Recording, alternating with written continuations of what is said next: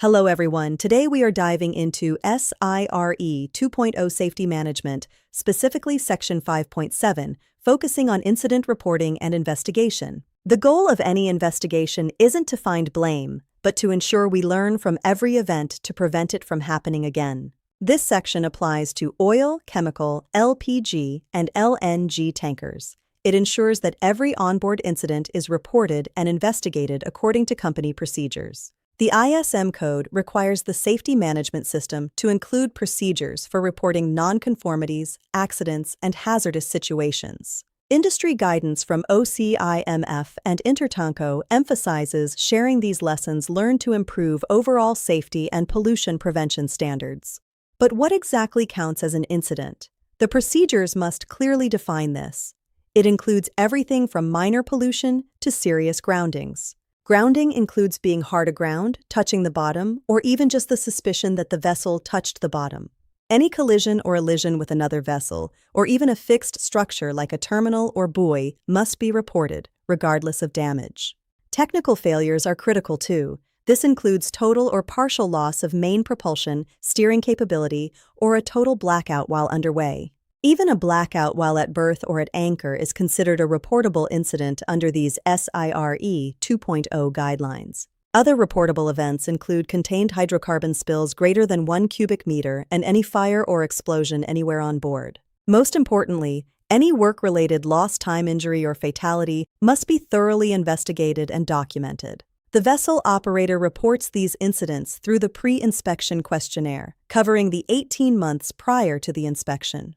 The PIQ asks if the investigation is complete, if the report has been uploaded to the SIRE database, or when it's expected to be finished. So, what will the inspector do? First, they will review the incidents reported in your questionnaires and verify the availability of reports. They will also check your onboard system for recording and tracking incident and near-miss reports to ensure everything matches. The inspector verifies that a report or a lesson-learned bulletin is available for every incident where the investigation is marked as complete. You must have specific evidence ready. This includes company procedures that mandate prompt reporting and investigation. The inspector wants to see a functional system for tracking incident and near-miss reports all the way to closure. All investigation reports or lessons learned for incidents within the last 12 months must be readily available for review. A common ground for a negative observation is when a report or bulletin is missing for an incident you already declared as completed. Even worse is if the inspector finds evidence of an incident that wasn't reported in the PIQ or HVPQ at all. Transparency is key. Investigations must accurately establish the root cause. This is the only way to identify effective corrective and preventative actions. The core objective is sharing lessons. The crew needs to understand what happened on their vessel to prevent a reoccurrence. Don't forget technical incidents like the loss of an anchor, windlass damage, or mooring line failure during operations. Structural failures causing liquid migration between tanks or flooding of any space from the sea are high-priority reportable events.